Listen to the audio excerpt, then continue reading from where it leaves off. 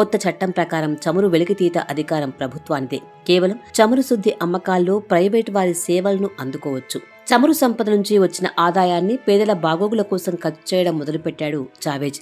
ఈ మార్పులను బొలివేరియర్ ప్రక్రియగా లేక చావిజంగా చెప్పుకుంటారు. పేదల కమ్యూన్ల ఏర్పాట్లు, స్థానిక సంస్థలు, సహకార బ్యాంకుల ఏర్పాట్లు, ఇలా ప్రజల భాగస్వామ్యంతో నిర్ణయాలు తీసుకునే ప్రక్రియ మొదలైంది. ఇలా ఒకవైపు పేద ప్రజల్లో చావిజం పాపులర్ అవుతుండగా మరోవైపు దేశంలోని 20% సంపన్న వర్గాలకు భయం పట్టుకుంది. దేశం క్యూబా దిశలో కమ్యూనిజం వైపు అడుగులు వేస్తుందని వాళ్లంతా భయపడిపోయారు. ఆఫ్ఘనిస్తాన్లో అమెరికా మిలిటరీ చర్య వలన తల్లిదండ్రులతో కలిసి భోజనం చేస్తున్నా అన్యం పుణ్యం ఎరగని పసివాళ్లు చనిపోతున్నారని తీవ్ర విమర్శలు చేశాడు చావేజ్. ఉగ్రవాదంతో మీరు ఉగ్రవాదాన్ని ఎదుర్కోలేరు అని హెచ్చరించాడు. దాంతో అమెరికాకి కోపం వచ్చింది. అంచేత వెనిజులా సంపన్నులు, అమెరికా పెద్దలు కలిసి చావేజ్కు వ్యతిరేకంగా కుట్ర పన్నడం ప్రారంభించారు. అలా కుట్రలు పన్నిన వారిలో వ్యాపారవేత్త పెడ్రో కార్మోనా, కార్లోస్ ఒర్టేగా వంటి ప్రముఖులున్నారు.